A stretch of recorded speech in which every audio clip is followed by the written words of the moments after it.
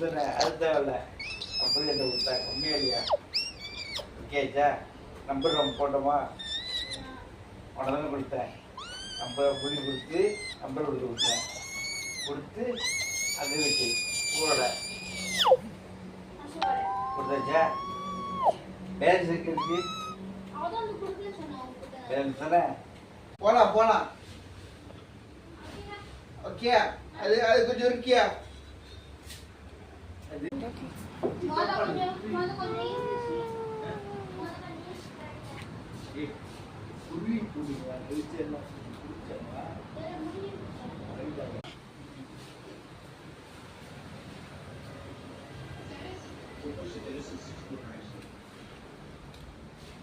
Hmm?